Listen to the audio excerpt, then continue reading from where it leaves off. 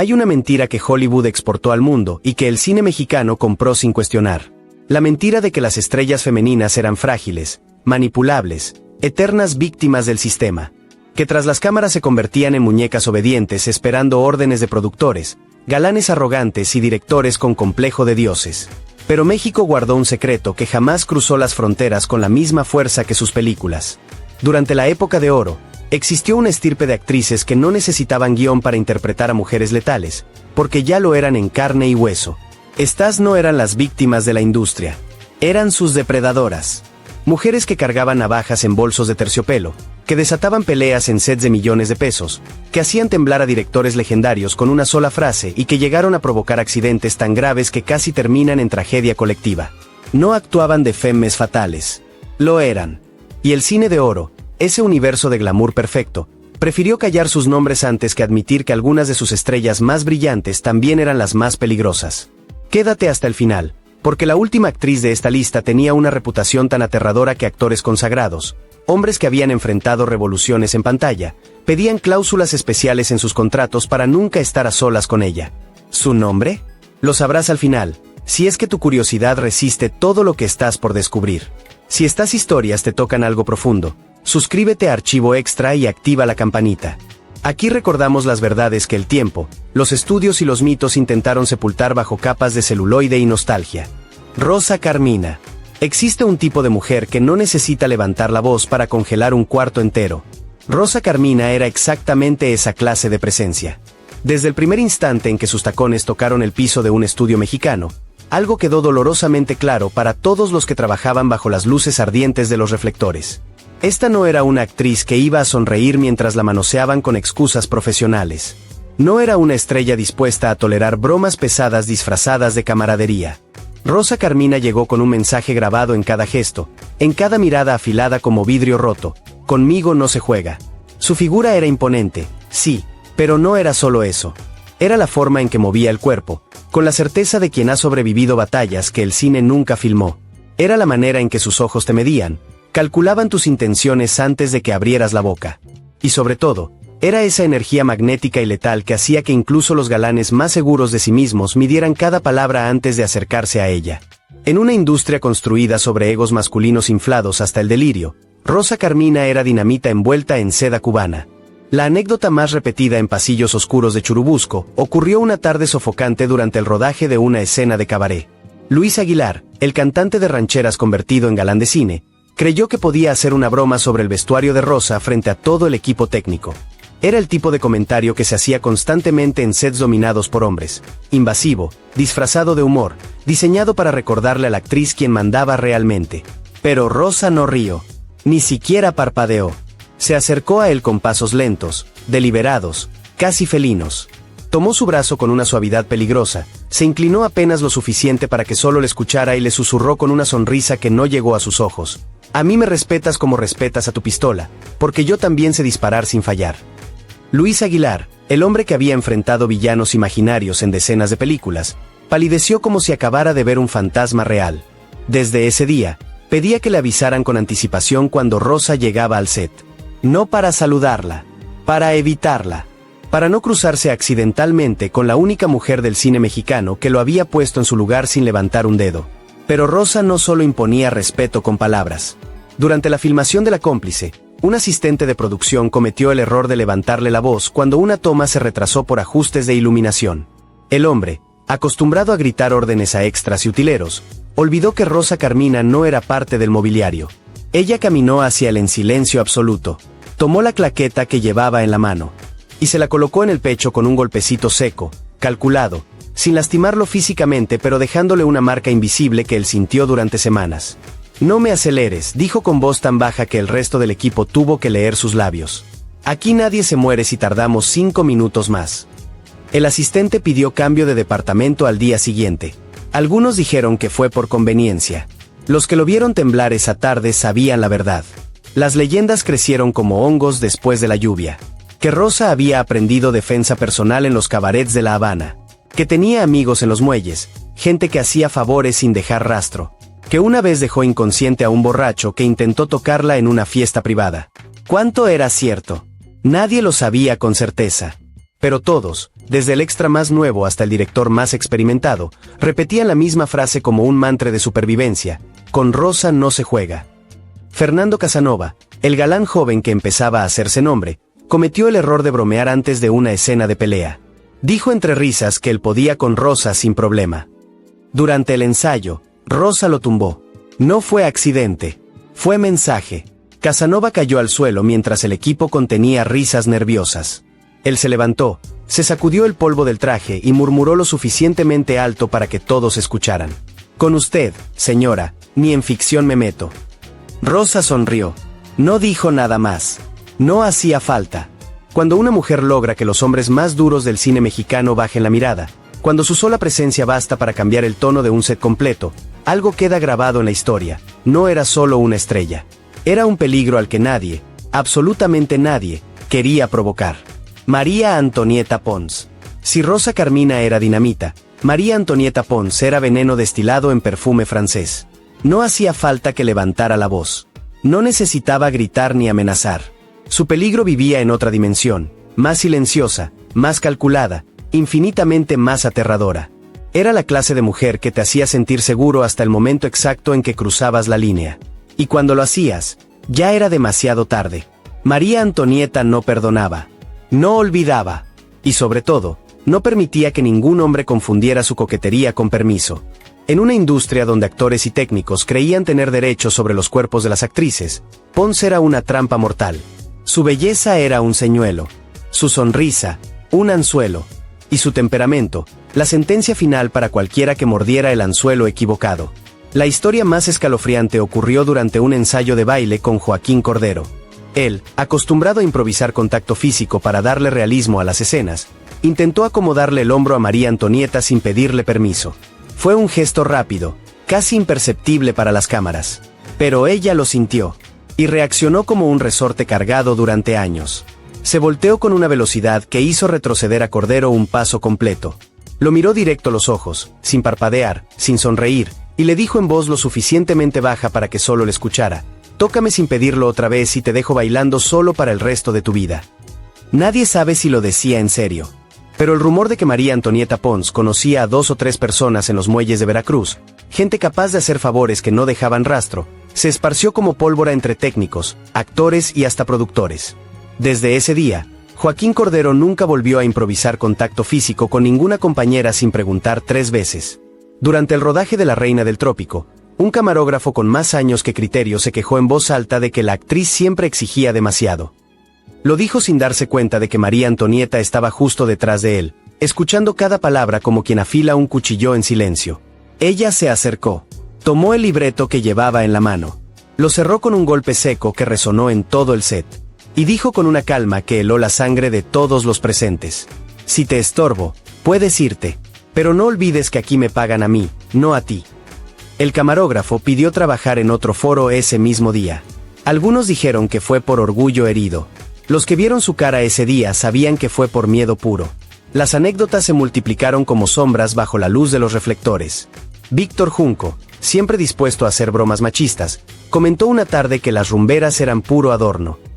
María Antonieta, sin perder la compostura, sin alterar su tono elegante, respondió frente a todo el equipo: adorno el que vas a necesitar cuando te quedes sin dientes por andar hablando de más. La frase se grabó en la memoria colectiva del cine mexicano. Se repetía entre extras. Se murmuraba entre maquillistas. Se citaba como advertencia entre los nuevos actores que llegaban creyendo que podían conquistar a cualquier mujer con una sonrisa. Pero quizá la historia más oscura, la que nadie confirma pero todos conocen, ocurrió durante una fiesta en los estudios Churubusco. Un actor borracho, cuyo nombre los testigos prefieren no mencionar, intentó besar a María Antonieta sin permiso. Ella no gritó, no pidió ayuda. Simplemente le respondió con una bofetada tan exacta, tan perfectamente colocada, que el hombre cayó sobre una mesa y derramó copas, ceniceros y orgullo. Nunca se confirmó públicamente, pero cada vez que alguien mencionaba el incidente, todos tenían la misma reacción: sí, suena a ella. María Antonieta Pons era talento puro envuelto en peligro constante. Era belleza mortal. Era la prueba de que en el cine de oro había mujeres que no necesitaban hombres que la salvaran, porque ellas ya sabían cómo salvarse solas. Y hay de quien olvidara esa lección. Ninón Sevilla. Hay mujeres que intimidan. Y luego está Ninón Sevilla, que no intimidaba, paralizaba.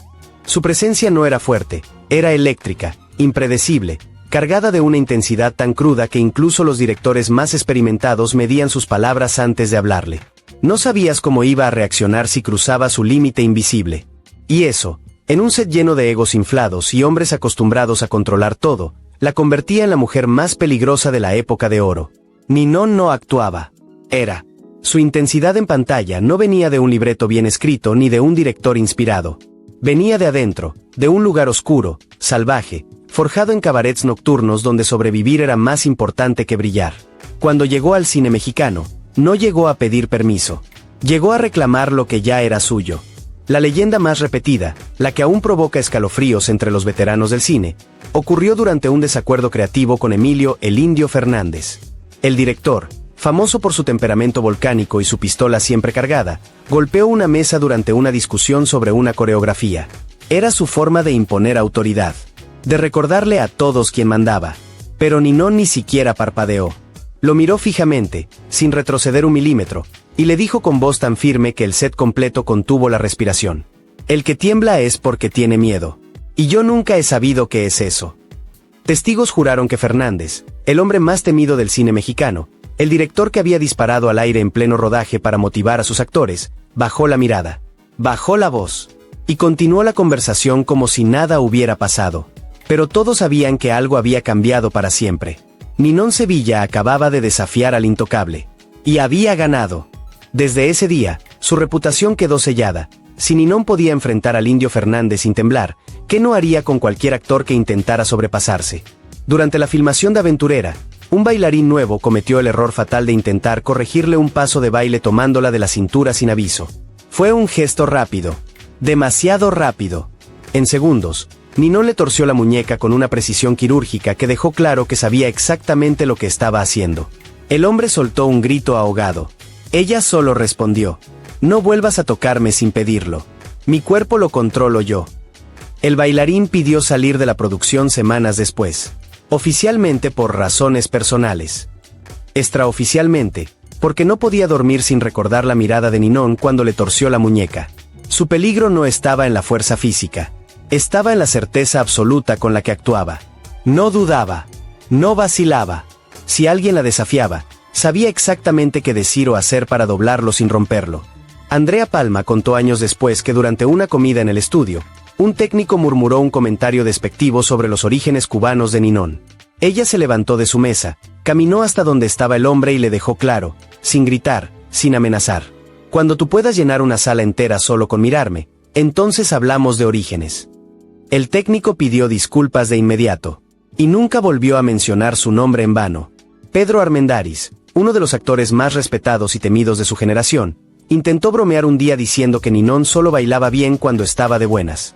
Ella lo corrigió frente a todos con una frase que se volvió célebre entre bailarinas y actrices: yo no trabajo con buenas o malas, trabajo con fuego. Si no sabes manejarlo, quítate. Ninón Sevilla no necesitaba hacer escándalo para imponer miedo. Su sola presencia recordaba que algunas mujeres del cine de oro no solo brillaban, también podían arder. Y acercarse demasiado a ella era jugar con gasolina y fósforos al mismo tiempo. Meche Barba. Meche Barba no era la más famosa. No era la más mencionada por los historiadores del cine. Pero entre técnicos, directores y actores veteranos, su nombre era sinónimo de algo mucho más profundo que fama: peligro silencioso. Meche tenía una cualidad explosiva que pocos querían enfrentar.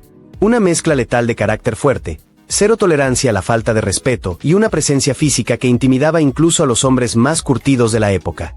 No hacía falta que alguien se sobrepasara demasiado. Bastaba que intentaran cruzar un milímetro de su línea invisible para descubrir que Meche no era de las que se quedaban calladas. Y menos aún de las que perdonaban. La anécdota más escalofriante ocurrió con Wolf Rubinskis, el luchador convertido en actor, un hombre cuya sola presencia física podía intimidar a cualquiera. Durante un ensayo, creyendo que podía bromear con cualquiera, le lanzó un comentario sobre cómo deberían comportarse las mujeres en el set. Era el típico comentario machista disfrazado de consejo paternal. Meche lo escuchó completo. Se levantó sin prisa. Caminó hacia él.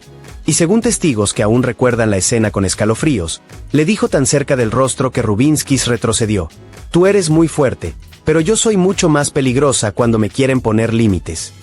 El ambiente se congeló como si alguien hubiera apagado el sol. Wolf Rubinskis, el hombre que había derrotado a decenas de oponentes en el ring, levantó las manos en señal de paz y dijo con voz temblorosa: «No hay problema, Meche, tú mandas». Desde ese día, el luchador más temido del cine mexicano evitaba contradecirla. Su temperamento era legendario entre los fotógrafos de estudio. Durante el rodaje de La Mujer X, un camarógrafo insistió en moverla de posición tocándole el brazo sin permiso. Meche reaccionó al instante. Giró la muñeca del hombre con tanta fuerza que la cámara cayó al suelo. El estruendo resonó en todo el set. Ella solo dijo: «No soy mueble. Y si vuelves a ponerme un dedo encima, vas a necesitar otra mano para trabajar». El hombre pidió cambio de turno y evitó su foro durante semanas. Algunos dijeron que exageró. Los que vieron su cara ese día sabían que había salido con suerte. Pero Meche no solo imponía respeto entre hombres. Entre actrices también era una figura temida. Lilia Prado contó años después que una vez escuchó a una compañera decir que Meche no era tan profesional como creía. No pasaron ni 10 minutos antes de que Meche apareciera detrás de ella en el camerino, cerrara la puerta con seguro y, sin levantar la voz, explicara muy claramente por qué no toleraría chismes. La actriz salió pálida. Nadie volvió a mencionar ese incidente jamás. Meche sabía moverse, sabía defenderse, sabía cuándo hablar, pero sobre todo, sabía cuándo callar. Y eso era lo que más asustaba a quienes trabajaban con ella. Porque cuando Meche se quedaba en silencio, todos sabían que algo iba a pasar. Durante una escena de discusión con Tito Junco, el actor improvisó un empujón más fuerte de lo acordado. La actriz no se detuvo. En la siguiente toma le devolvió el golpe con tanta precisión que Junco perdió el equilibrio y cayó sentado. Para la cámara quedó perfecto. Para el ego de Junco, no tanto. Meche Barba era la prueba de que no hacía falta ser la más famosa para ser la más peligrosa. Bastaba con ser la que nadie quería provocar. Kitty de Hoyos. Kitty de Hoyos tenía una dualidad que desconcertaba a cualquiera. En pantalla podía verse dulce, encantadora, casi vulnerable. Pero fuera de cámara era una mujer con un filo tan marcado que cualquiera que se atreviera a provocarla podía salir herido, física o moralmente. Su reputación no era exactamente pública. Los periódicos no hablaban de ello. Pero dentro de los estudios corría un rumor constante, repetido en voz baja entre técnicos y actores veteranos. Kitty podía pasar de la cordialidad más fina a un estallido de carácter capaz de desarmar a cualquier hombre que intentara abusar de su confianza. Y cuando explotaba, lo hacía con una precisión que dejaba cicatrices invisibles. La historia más comentada ocurrió durante una lectura de guión con Carlos López Moctezuma, un actor de temperamento feroz, conocido por intimidar a compañeros y directores por igual. Durante la lectura, levantó la voz para imponer su visión de una escena. Era su forma habitual de trabajar, gritar hasta que todos cedieran. Pero Kitty no cedió. Se acercó despacio, apoyó su libreto sobre la mesa con un golpe seco y dijo con una calma que heló a todos los presentes: «Habla así otra vez y te hago tragarte cada línea del guión, una por una». Carlos López Moctezuma, que rara vez retrocedía ante nadie, simplemente guardó silencio. Para muchos fue la primera vez que vieron al temible villano del cine mexicano dar un paso atrás. Y lo hizo frente a una mujer que medía casi la mitad que él. Kitty no soportaba los abusos de poder, especialmente cuando venían disfrazados de dirección artística. Durante el rodaje de La Escondida, un director de fotografía intentó corregir su postura colocándole la mano en la espalda sin permiso. Kitty reaccionó al instante. Giró sobre sí misma, le sujetó la muñeca y le dijo con voz cortante: «Si quieres que me mueva, dilo. No me toques como si yo fuera parte del mobiliario». El fotógrafo retiró la mano como si hubiese tocado fuego. Desde ese día, pedía permiso hasta para ajustar una luz cerca de ella. Kitty tenía una habilidad especial para poner límites sin necesidad de escándalos. Rodolfo Acosta, conocido por su rudeza y sus comentarios fuera de lugar, intentó molestarla con un comentario sobre mujeres que se creen demasiado. Ella no gritó. Simplemente lo miró fijamente y le respondió: «Yo no me creo demasiado. Tú te crees muy hombre, y no es lo mismo». Esa frase se volvió famosa entre varias actrices que la repetían entre risas nerviosas como un amuleto de protección. Era la respuesta perfecta, la que callaba sin necesidad de violencia. Pero quizá la anécdota más comentada ocurrió en una filmación nocturna. Un actor joven, cuya identidad los técnicos prefirieron callar por décadas, se puso impertinente después de unos tragos. Intentó abrazarla a la fuerza al terminar una escena. Kitty no esperó a que nadie interviniera. Lo empujó con fuerza, lo tomó del saco y lo estampó contra una de las columnas del set. Según los testigos, la actriz dijo con una sonrisa que no concordaba con el momento: no vuelvas a acercarte así a ninguna mujer, o te dejo filmando tus escenas desde un hospital. El joven pidió disculpas entre tartamudeos. Nadie lo volvió a ver comportarse de manera inapropiada. Su peligrosidad no venía del escándalo ni de la violencia gratuita. Venía de su sentido de justicia feroz y de una energía interna que no toleraba la falta de respeto. Kitty era una mujer con límites muy claros y la capacidad de defenderlos con una precisión que dejaba temblando incluso a los actores más duros del cine mexicano. Dulce por fuera, acero por dentro, mortal cuando era necesario. Leticia Palma. Leticia Palma no necesitaba golpes ni escándalos para imponer miedo. Su verdadero poder era la intensidad impredecible con la que enfrentaba cualquier injusticia, provocación o falta de respeto. Era una mujer brillante, talentosa y absolutamente capaz. Pero también era explosiva, directa y con una intolerancia absoluta a los abusos de poder. En el cine de oro, donde reinaba el machismo y las jerarquías férreas como leyes grabadas en piedra, eso la convirtió en una figura temida. Si alguien intentaba dominarla, ella respondía con una fuerza tan cruda que dejaba a cualquiera temblando. No era cuestión de provocarla demasiado. Bastaba con intentarlo una sola vez para descubrir que Leticia no jugaba, no negociaba y definitivamente no perdonaba. La anécdota más escalofriante ocurrió con Jorge Mistral, uno de los galanes de carácter más fuerte de su generación, un hombre acostumbrado a dominar sets completos con su presencia.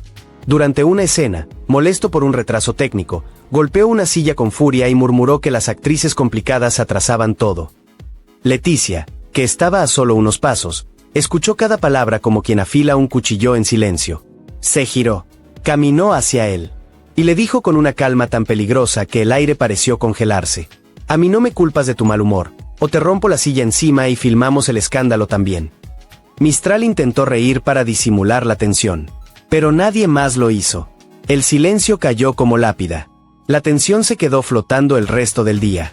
Desde entonces, Jorge Mistral nunca volvió a hacer comentarios sobre Leticia, ni siquiera cuando ella no estaba presente. Su historial con las autoridades del cine era igual de temido. Leticia era famosa por enfrentarse a productores, especialmente cuando sentía que estaban cruzando una línea.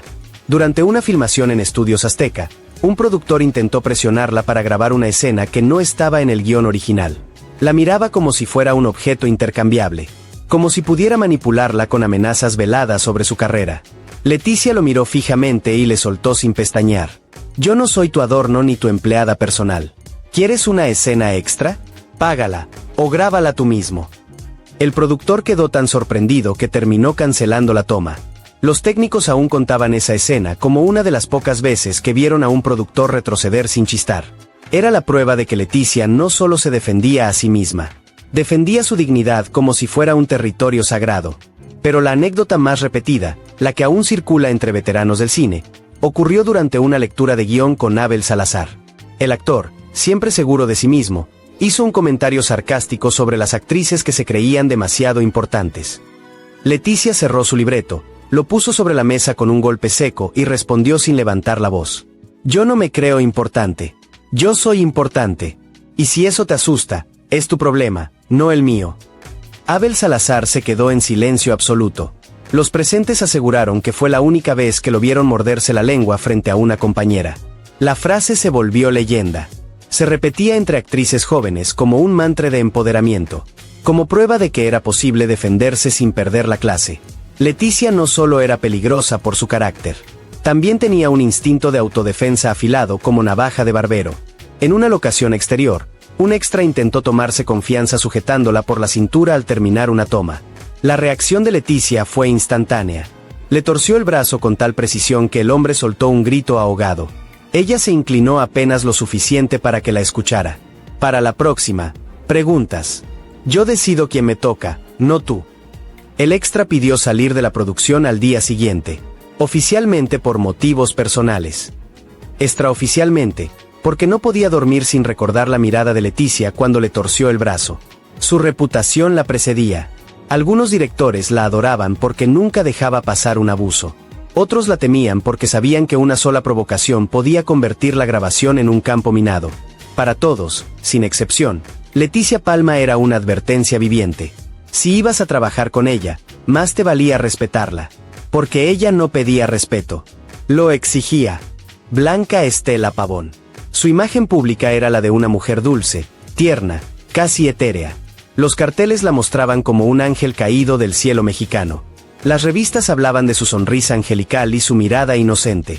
Pero quienes trabajaron de cerca con Blanca Estela Pavón sabían un secreto que jamás se comentaba frente a la prensa, que jamás aparecía en las entrevistas de radio, que jamás se filtraba a los periódicos. Detrás de esa apariencia angelical había un carácter firme, afilado y peligrosamente claro. Cuando alguien cruzaba una línea, Blanca no era violenta. Era peor. Era precisa. Directa.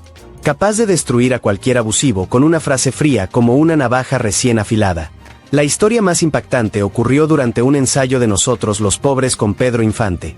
El actor, en tono juguetón, intentó cargarla a la fuerza para ensayar una escena romántica. Era el tipo de gesto que él hacía constantemente con sus compañeras, creyendo que su carisma le daba permiso. Pero Blanca, con una velocidad sorprendente, apoyó las manos en su pecho y lo frenó con una fuerza que nadie esperaba de ella. «Si quieres ensayar, lo hacemos», le dijo con voz firme, «pero no soy muñeca de nadie. Ni siquiera tuya». Pedro Infante se disculpó entre risas nerviosas, intentando restar importancia al momento. Pero varios técnicos aseguraron que la tensión se sintió en el aire como un trueno antes de la tormenta. Desde ese día, Infante siempre le preguntaba antes de tocarla en cualquier escena. Lo que volvía peligrosa a Blanca no era la fuerza física, era su límite invisible. Nadie sabía exactamente dónde estaba, pero cuando alguien lo cruzaba, se arrepentía al instante. Durante el rodaje de Cuando lloran los valientes, un asistente de dirección la apuró golpeando la puerta de su camerino y ordenándole salir rápido, ya. Blanca abrió la puerta con calma. Salió. Se plantó frente a él. Y dijo sin gritar, sin levantar la voz, pero con una autoridad que paralizó al hombre. «Vuelves a hablarme así y mando detener la grabación hasta que te cambien. No estoy aquí para soportar groserías». El asistente bajó la mirada como niño regañado. No volvió a levantar la voz con ninguna actriz durante el resto de la producción. La historia se esparció entre el personal técnico como advertencia. Con Blanca Estela no se jugaba, aunque pareciera un ángel. Las historias privadas eran aún más contundentes. Fernando Soto Mantequilla, quien la admiraba profundamente, contó que una vez escuchó a un actor secundario burlarse de la forma en que Blanca pronunciaba una de sus líneas. Ella no gritó, no hizo escándalo, simplemente caminó hacia él, tomó el libreto y se lo devolvió golpeando suavemente su pecho. «Cuando puedas decirla mejor que yo, me corriges». El actor se quedó tan paralizado que olvidó su diálogo en la siguiente toma. Desde ese día, evitaba cruzarse con ella en los pasillos. Pero la anécdota más temida ocurrió en una locación exterior. Un fotógrafo quiso acomodarla para una toma colocándole la mano en la espalda sin permiso. Blanca se giró con una frialdad absoluta, una calma aterradora que dejó al hombre congelado en su lugar. «Si quieres un ajuste, dilo. No me toques. No soy parte de tu equipo». El fotógrafo retiró la mano tan rápido que casi tiró su cámara. Los asistentes que presenciaron la escena juraron que nunca habían visto a alguien palidecer tan rápido. Blanca era respetada por todos y temida por los que intentaban aprovecharse de su suavidad. Porque su verdadero peligro no estaba en la ira, sino en la precisión con la que ponía límites. Era la clase de mujer que podía desarmar a un abusivo sin levantar la voz y hacerlo sentir más pequeño que un extra sin frase. Había estrellas fuertes, estrellas intimidantes. Pero Blanca Estela Pavón era otra cosa. La prueba viviente de que la dulzura, cuando se protege a sí misma, puede ser más peligrosa que cualquier temperamento explosivo. Sara Montiel. Cuando Sara Montiel llegó a filmar en México, muchos pensaron que su belleza europea y su fama internacional la convertían en una diva caprichosa y difícil. Pero pronto descubrieron algo más profundo, algo mucho más peligroso que los caprichos de una estrella mimada. Sara no toleraba la falta de respeto. No permitía abusos de poder. Y tenía un carácter tan firme que incluso los hombres más temidos del cine mexicano medían sus palabras antes de hablarle. Era glamour puro por fuera, acero templado por dentro, y veneno mortal para quien la subestimara. La historia más comentada ocurrió durante una lectura de guión con Ignacio López Tarso. Él, en tono de broma que no engañaba a nadie, comentó que las actrices europeas siempre querían más privilegios. Sara levantó la cabeza despacio, Lo miró como quien evalúa a un enemigo antes de destruirlo, y respondió con su voz grave y pausada. No quiero privilegios, quiero respeto. Y si eso te incomoda, cariño, es tu problema, no el mío. El silencio que cayó en el salón fue tan absoluto que hasta los asistentes dejaron de respirar por un segundo. López Tarso, acostumbrado a dominar cualquier conversación, no supo qué responder. Simplemente asintió y continuó como si nada hubiera pasado. Pero todos sabían que Sara acababa de ganar esa batalla sin disparar un solo tiro. Montiel era famosa por no dejar pasar ni una sola invasión a su espacio personal. Durante el rodaje del último cuplé, un maquillista nuevo intentó acomodarle el cabello tocándole la mandíbula sin permiso. Sara tomó su muñeca con firmeza, pero sin violencia, y dijo con su tono pausado que hacía temblar a cualquiera. No vuelvas a tocarme como si fuera propiedad del estudio. Yo digo cuándo y cómo. El maquillista se quedó pálido. Murmuró una disculpa apenas audible y pidió trabajar en otro departamento al día siguiente. Los rumores dijeron que renunció una semana después porque no podía dormir sin recordar la mirada de Sara. Incluso actores de temperamento duro chocaban con ella cuando se querían pasar de listos. Andrés Soler contó en una entrevista años después que en una escena improvisó acercarse más de lo acordado para generar más tensión dramática. Sara se apartó, lo miró de arriba a abajo como quien evalúa un mueble viejo, y dijo en voz perfectamente audible para que todo el equipo escuchara. Improvísame otra vez sin avisar y te improviso un manotazo en la boca. La frase se volvió broma interna entre actrices. Se repetía en camerinos. Se citaba en ensayos. Se usaba como escudo contra actores abusivos. Pero Andrés Soler nunca volvió a intentar algo similar con ninguna compañera. La anécdota más recordada, la que aún provoca escalofríos, ocurrió durante una fiesta en los estudios Churubusco. Un joven actor, algo pasado de copas y demasiado seguro de sí mismo, le dijo a Sara que quería demostrarle cómo se seducía a una mujer de verdad. Sara colocó su copa en la mesa con un movimiento elegante. Se le acercó sin perder la compostura. Y sin perder esa elegancia europea que la caracterizaba, le dijo: escúchame bien, niño, que yo sea amable no significa que tú tengas permiso. Luego añadió con una sonrisa fina que heló a todos los presentes. Y si sigues hablando así, tendrás que aprender a comer sin dientes. El actor desapareció de la fiesta en menos de 5 minutos. Nunca volvió a acercarse a Sara. Ni siquiera la saludaba cuando se cruzaban en los pasillos. El peligro de Sara Montiel no estaba en los golpes ni en los gritos. Estaba en su inteligencia afilada, en su autocontrol absoluto y en esa habilidad única para convertir cualquier provocación en una derrota humillante para quien se atreviera a desafiarla. Era glamour con filo de navaja.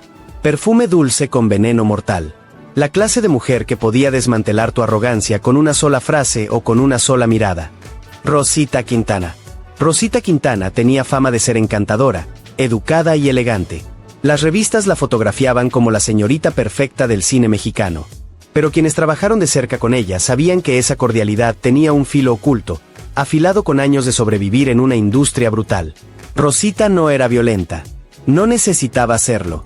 Cuando alguien la subestimaba, cuando un productor intentaba manipularla o cuando un actor cruzaba la línea, surgía una versión de ella tan firme, tan precisa y tan peligrosa que más de uno terminó arrepentido. Era la clase de mujer que no amenazaba. Advertía.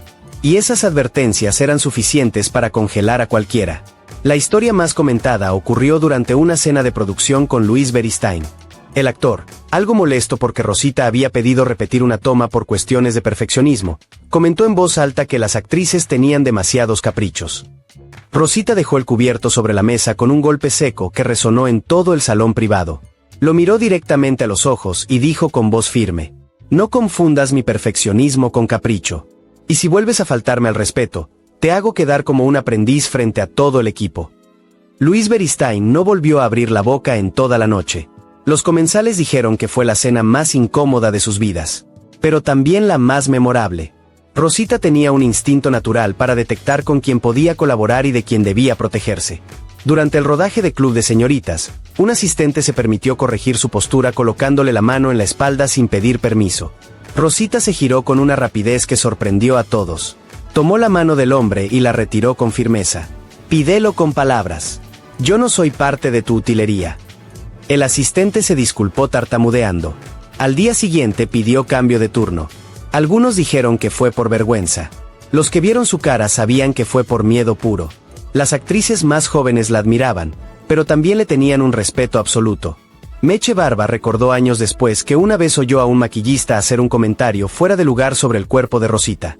Ella, sin perder la calma, se acercó, cerró la paleta de maquillaje con un golpe seco y dijo: si quieres seguir trabajando en esta industria, aprende a usar tu boca solo para pedir luz y sombra. El maquillista quedó tan avergonzado que evitó verla durante toda la producción. La anécdota se esparció como pólvora entre el personal técnico. Con Rosita Quintana no se jugaba. Pero la anécdota más temida surgió durante un ensayo con Julio Alemán. Él, acostumbrado a improvisar para dar más intensidad a las escenas, se acercó más de lo acordado e intentó rozar su rostro sin preguntar. Rosita retrocedió apenas 1 centímetro, lo suficiente para evitar el contacto, y murmuró lo justo para que solo él la escuchara: si necesitas tocarme para actuar, entonces no sabes actuar. Julio Alemán quedó mudo. Desde ese día, jamás improvisó con ella sin preguntar antes. La frase se volvió leyenda entre actores jóvenes. Se citaba como ejemplo, como advertencia, como prueba de que existían mujeres en el cine de oro que no se dejaban intimidar por nadie.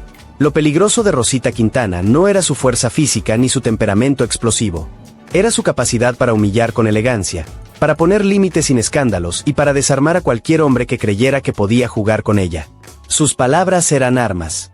Su mirada, una sentencia. Su presencia, una advertencia para todos los que pensaran que una mujer elegante era una mujer manejable. Gloria Marín. A Gloria Marín muchos la recuerdan como una actriz elegante, disciplinada y refinada. Una dama del cine mexicano. Pero quienes trabajaron realmente con ella, quienes compartieron sets, ensayos y locaciones, conocían otra faceta mucho más intensa, una que pocos se atrevían a mencionar en público. Gloria tenía un carácter de acero templado en fuego. No gritaba por capricho. No explotaba sin razón. Lo hacía cuando alguien intentaba pasarse de listo, cuando algún actor quería imponer su autoridad machista o cuando un director creía que podía manipularla con amenazas veladas. Esa fuerza interna, esa capacidad de respuesta inmediata, la convirtió en una de las mujeres más temidas y respetadas del cine mexicano. La anécdota más impactante ocurrió con Pedro Armendáriz, un actor legendario por su genio fuerte y su temperamento volcánico. Durante una escena dramática, Pedro improvisó un empujón para darle más realismo, sin haberlo acordado antes con Gloria. Ella se quedó completamente inmóvil. Lo miró con una calma aterradora, con esos ojos que podían congelar el infierno mismo, y dijo: vuelves a tocarme así sin avisar y te juro que te dejo sin cámara para presumir tu carácter. Pedro Armendáriz, sorprendentemente, se disculpó de inmediato. Los técnicos presentes dijeron que era la primera vez en toda su carrera que lo veían bajar la cabeza ante una compañera. La frase se repitió durante años en pasillos y camerinos. Gloria Marín hizo que Armendáriz se disculpara. Gloria también tenía la reputación de no tolerar la condescendencia disfrazada de dirección artística. En el rodaje de Cuando regreses, un director intentó exigirle repetir una escena insinuando que las mujeres se distraían fácil. Gloria dejó el guión sobre la mesa con un golpe seco que resonó como disparo. Lo miró fijamente y respondió: haz tu trabajo sin insultos, o lo hago yo mejor que tú. La frase se corrió por los pasillos del estudio como un incendio. Incluso los productores empezaron a medir sus palabras cuando trabajaban con ella. Sabían que Gloria no era una actriz que tolerara faltas de respeto. Era una profesional que exigía ser tratada como tal. Incluso entre sus compañeras era conocida por defenderse sin miedo. Mapí Cortés contó años después que un maquillista hizo un comentario burlesco insinuando que Gloria necesitaba más maquillaje del normal. Ella se levantó de la silla como resorte, se acercó al hombre y le dijo en voz baja pero perfectamente audible: si quieres seguir en este foro, mide tus palabras. Yo no tolero faltas a mi nombre. El maquillista no volvió a tocar un pincel cerca de ella sin pedir permiso. La historia se volvió leyenda. Gloria Marín no solo se defendía a sí misma, defendía su nombre como si fuera territorio sagrado. Pero quizá la anécdota más repetida, la que aún provoca escalofríos entre veteranos, ocurrió durante una grabación con Joaquín Cordero. Él, confiado en su estilo directo y su popularidad, le dijo en tono de broma que las actrices dramáticas siempre se sentían reinas. Gloria sonrió, se acercó despacio, y respondió con una frase que dejó a Cordero paralizado: prefiero ser reina que bufón. Joaquín Cordero quedó congelado. El set entero contuvo la risa para no empeorar la situación. Desde ese día, jamás volvió a bromear sobre Gloria, ni siquiera cuando ella no estaba presente. Gloria Marín era profesional, talentosa y perfeccionista, pero también era implacable cuando alguien intentaba faltarle al respeto. Su peligro no estaba en la violencia. Estaba en su inteligencia, en su firmeza y en esa habilidad natural para desarmar cualquier actitud machista en cuestión de segundos. En una industria ruda donde los egos chocaban a diario, Gloria Marín era la prueba de que la mujer más refinada podía ser también la que menos toleraba los abusos. Y quien la provocaba, lo aprendía por las malas. Sara García. La imagen pública de Sara García era engañosa. Peligrosamente engañosa. Todo México la veía como la abuelita tierna, dulce y bondadosa. La matriarca perfecta del cine nacional. Pero dentro del set, en el mundo real detrás de las cámaras, su carácter era tan firme, tan estricto y tan cortante que cualquier actor experimentado sabía que meterse con ella era una pésima idea, potencialmente suicida para cualquier carrera. Sara no necesitaba gritar. No necesitaba amenazar. Su sola presencia imponía respeto. Y cuando alguien cruzaba un límite, su respuesta podía ser tan dura, tan precisa, que dejaba temblando a cualquiera. La historia más impactante ocurrió con Antonio Aguilar. Él, creyéndose gracioso y confiado en su carisma de charro cantante, improvisó un manotazo en el hombro de Sara durante un ensayo. Era su forma de romper el hielo. Pero Sara lo detuvo con la mano antes de que él terminara el gesto. Lo miró con una severidad absoluta, con esos ojos que habían educado a generaciones enteras de mexicanos desde la pantalla, y dijo: «A mí no me toques para hacer chistes. Respeta mi trabajo o no trabajes conmigo». Antonio Aguilar, sorprendido y visiblemente nervioso, solo pudo asentir. Los presentes juraron que nunca lo habían visto tan incómodo. El charro indomable acababa de ser domado por la abuelita de México. Su fama de estricta no era exageración. Era disciplina pura destilada en décadas de trabajo impecable. Durante el rodaje de Una familia de tantas, un asistente llegó tarde a colocar una luz y quiso disculparse diciendo que el tránsito había estado terrible. Sara lo miró fijamente, levantó ligeramente la barbilla con ese gesto que todos conocían, y contestó: «El tránsito es pretexto. El respeto se demuestra con puntualidad». El asistente llegó media hora antes durante el resto del rodaje. La historia se esparció entre el personal técnico como advertencia. Con doña Sara García no se jugaba. Con sus colegas, el respeto era ley grabada en piedra. Marga López contó en una entrevista que una vez escuchó a un actor decir entre risas que Sara era tan mayor que ya ni podía memorizar diálogos. La actriz no tardó ni 10 segundos en caminar hacia él, detenerse frente a su silla y decirle con una calma letal: «Cuando tú puedas decir 3 páginas sin equivocarte, hablamos». El actor no volvió a bromear sobre la edad de nadie. La lección fue aprendida. Dolorosamente. Pero la anécdota más temida surgió en un set donde un fotógrafo quiso corregirla tomándola por la cintura para moverla de posición. Antes de que terminara el gesto, Sara le sujetó la muñeca con una fuerza inesperada para alguien de su edad y le dijo: «Yo decido dónde pongo mi cuerpo. Tú solo decides dónde pones tu cámara». El fotógrafo quedó tan paralizado que ni siquiera apretó el obturador. Se quedó inmóvil como estatua durante varios segundos. Los asistentes tuvieron que continuar la sesión sin él. Lo que hacía peligrosa a Sara García no era la violencia ni el estallido emocional. Era su autoridad moral absoluta, inquebrantable. Su voz podía destruir la arrogancia de cualquier actor. Su mirada podía cortar una discusión en seco. Su reputación de mujer seria, trabajadora y sin tolerancia a faltas de respeto la volvió una figura casi intocable en los estudios. Había actrices fuertes, imponentes, salvajes. Y luego estaba Sara, la que no necesitaba levantar la voz para que todos supieran que provocarla era un error que nadie quería cometer. María Félix. Si hubo una actriz verdaderamente peligrosa en el cine de oro, una mujer que encarnara el peligro en su forma más pura y letal, esa fue María Félix. No por escándalos baratos, no por violencia gratuita, sino por algo mucho más temido, mucho más devastador, un carácter absolutamente indomable, una lengua afilada como cuchilla de carnicero y una presencia que podía aplastar a cualquier hombre que intentara dominarla. María no negociaba su respeto. No lo pedía. Lo exigía como derecho natural. No permitía groserías, no toleraba condescendencia y si alguien cruzaba la línea, la doña respondía con una contundencia que dejaba cicatrices emocionales permanentes. La historia más legendaria ocurrió con Jorge Negrete, su esposo, el hombre más poderoso del cine de rancheras.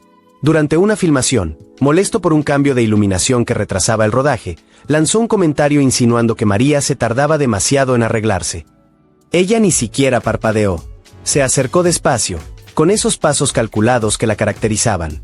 Lo miró desde arriba, con esa capacidad única que tenía de hacer sentir pequeño a cualquiera, y dijo: «Yo no me tardo, me perfecciono». Tú, en cambio, deberías tardarte más a ver si mejoras. Jorge Negrete, que rara vez retrocedía ante nadie, que había enfrentado a productores y directores por igual, se quedó completamente mudo. El set entero sintió el golpe sin que hubiera un solo grito. La doña acababa de poner en su lugar al hombre más poderoso de México. Y él lo supo. Su vida profesional estaba llena de momentos así.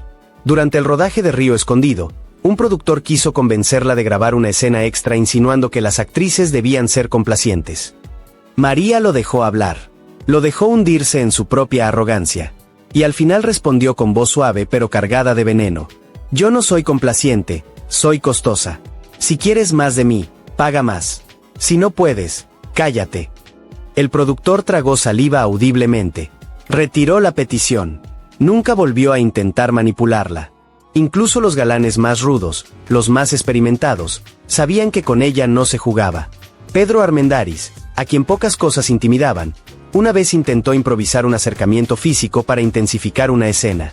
María dio un paso atrás, lo miró con frialdad absoluta, con ese desprecio elegante que solo ella sabía ejercer, y soltó. Si necesitas tocar para actuar, estudia. A mí no me uses para tus carencias. Pedro Armendáriz levantó las manos como en señal de paz. La anécdota se volvió leyenda instantánea. Pero la anécdota más temida, la que aún provoca escalofríos, fue con un actor joven cuyo nombre muchos técnicos veteranos aún prefieren callar por respeto o por miedo. Durante una fiesta del estudio, el joven quiso probar suerte acercándose demasiado a María. Ella colocó la copa sobre la mesa, lo miró con una sonrisa fina que no llegaba a sus ojos, y dijo tan despacio que el joven se puso pálido al instante. Doy una sola oportunidad para alejarte. Y ya la usaste. El actor desapareció del lugar antes de que pasaran 10 segundos. Nunca volvió a acercarse a María Félix. Ni siquiera la saludaba cuando coincidían. María tenía una habilidad sobrenatural para detectar la falta de respeto incluso antes de que ocurriera. Dolores del Río contó alguna vez que si alguien levantaba la voz cerca de María, ella era capaz de cortarlo con una sola frase demoledora. Baja el tono. No soy sorda, solo selectiva. Eso era lo peligroso de la doña. No necesitaba levantar la mano. Su arma era la palabra precisa, pesada, mortal. Podía desarmarte sin tocarte. Podía destruir tu ego con una sola línea. Podía ponerte en tu lugar con una mirada. En el cine de oro hubo mujeres fuertes, imponentes, temidas. Pero solo una fue respetada incluso por los hombres más duros del país. Y su nombre era María Félix. Dolores del Río. Hablar de Dolores del Río es hablar de perfección absoluta, disciplina monástica y clase intocable. Pero detrás de esa imagen casi celestial, de esa elegancia que parecía tallada en mármol de Carrara, había una mujer con una fuerza interna que nadie, absolutamente nadie, se atrevía a desafiar. Dolores no gritaba, no amenazaba, no golpeaba, era peor. Ejercía una autoridad silenciosa, casi inquietante, capaz de poner en su lugar a cualquier actor, director o productor sin despeinarse, sin perder la compostura, sin romper esa imagen de diosa viviente que la caracterizaba. Su capacidad para detener un set con una sola mirada la convirtió en una de las figuras más respetadas y secretamente temidas del cine de oro. La historia más impactante ocurrió con Arturo de Córdoba. Durante un ensayo, él bromeó diciendo que Dolores debía relajarse un poco porque repetía demasiadas tomas. Era el tipo de comentario que los galanes hacían constantemente, creyendo que podían cuestionar el perfeccionismo de sus compañeras. Dolores se quedó quieta. Giró apenas el rostro. Y con voz baja, casi maternal pero cargada de autoridad absoluta, le dijo: relajado no se hace arte. Pero si te cansa, puedes retirarte. Arturo de Córdoba enmudeció. Ese día no volvió a quejarse. La lección fue aprendida sin necesidad de repetirla. Dolores tenía un estilo particular para manejar la arrogancia masculina. No la enfrentaba directamente. La desarmaba con elegancia quirúrgica. Durante el rodaje de María Candelaria, un camarógrafo comentó entre dientes que la actriz pedía demasiado para verse perfecta en cámara. Dolores caminó hacia el compaso suaves, tomó la claqueta con delicadeza y respondió: lo que pido no es para verme perfecta. Es para que tú no te equivoques grabando. El camarógrafo bajó la cabeza. Nadie volvió a cuestionar sus exigencias profesionales. Se entendió que Dolores del Río no exigía por capricho. Exigía por excelencia. Incluso con las jóvenes actrices era firme. Elsa Aguirre contó que en una ocasión se quejó de que el maquillaje tardaba demasiado. Dolores la escuchó en silencio, se acercó con esa elegancia intemporal que la caracterizaba, y le dijo con serenidad: si tienes prisa, vete al teatro. En el cine se espera por excelencia. Esa frase se volvió un mantra entre las actrices de la época. Se repetía en camerinos. Se citaba en ensayos. Se enseñaba como filosofía de vida profesional. Pero la anécdota más temida sucedió durante una filmación nocturna. Un productor, creyendo que podía manipularla con promesas vacías, quiso presionarla para grabar una escena de desnudo, insinuando que sería bueno para su carrera. Dolores se levantó de su silla con movimientos lentos, calculados. Lo miró largo y tendido, sin enojo, sin elevar la voz, y pronunció una frase que los presentes recordaron durante décadas. Mi carrera no la levanta un productor. La levanta mi nombre. Y ese, caballero, usted no lo toca. El productor se fue del set ese mismo día. No volvió a dirigirle la palabra. Nunca más intentó trabajar con ella. Dolores del Río era peligrosa por su elegancia absoluta. Un tipo de peligro que no necesitaba fuerza física ni escándalos mediáticos. Era la mujer que mantenía su dignidad por encima de todo y que sabía exactamente cómo aplastar el machismo sin perder la clase, sin romper esa imagen perfecta que había construido durante décadas. Muchos actores decían que trabajar con ella era un honor, pero enfrentarla era una experiencia que no deseaban repetir jamás. Andrea Palma. Andrea Palma no tenía la fama explosiva de otras actrices. No aparecía en los titulares por escándalos. No protagonizaba peleas en fiestas de estudios.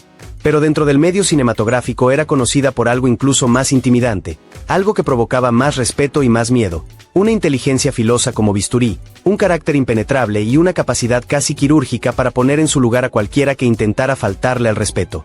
Andrea no levantaba la voz. No perdía el control. Jamás hacía escándalos. Pero cuando alguien cruzaba una línea, ella respondía con una firmeza tan calculada, tan precisa, que dejaba el set paralizado.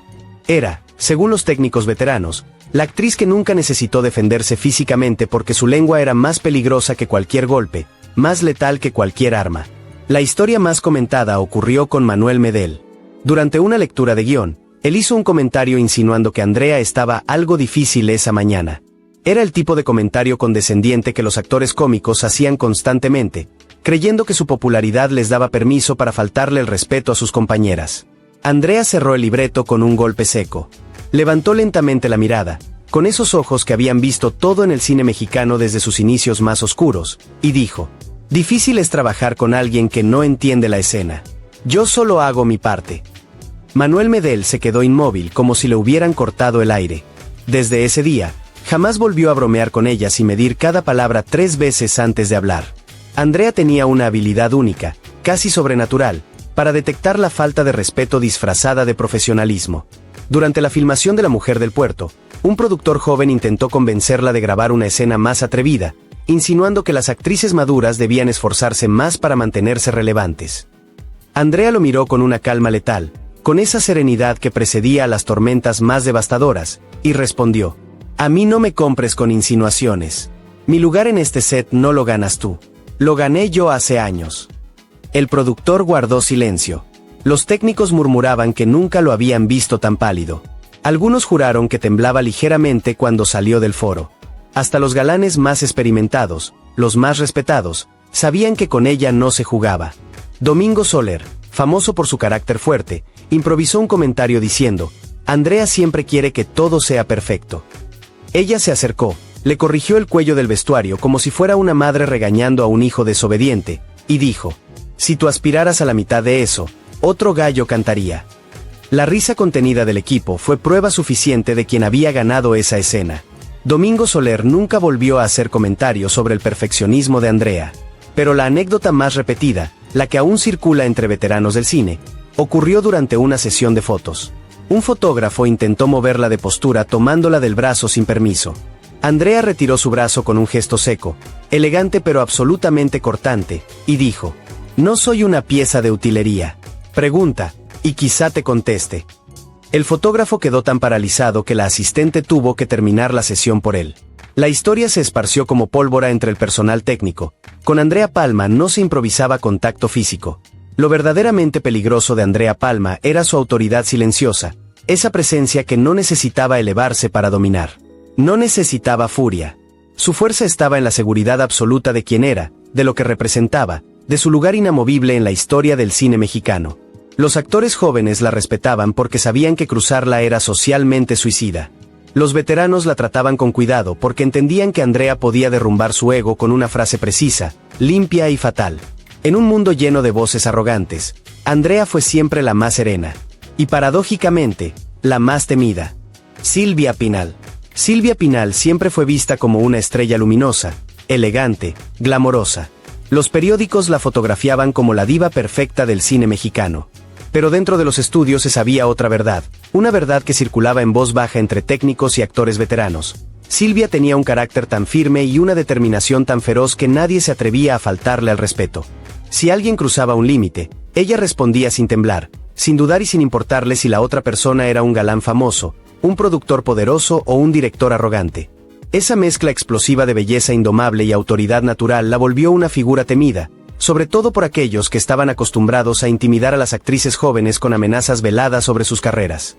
La historia más impactante ocurrió con Ignacio López Tarso durante una lectura de guión para una obra teatral en la que ambos coincidieron.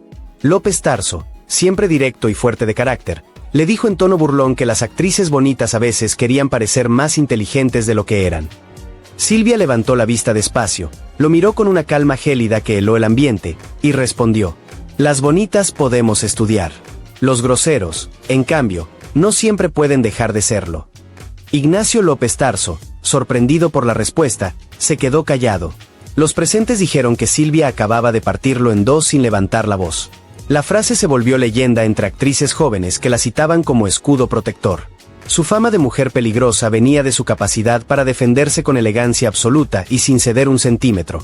Durante la filmación de Un rincón cerca del cielo, un productor quiso exigirle grabar una escena adicional que no estaba en su contrato.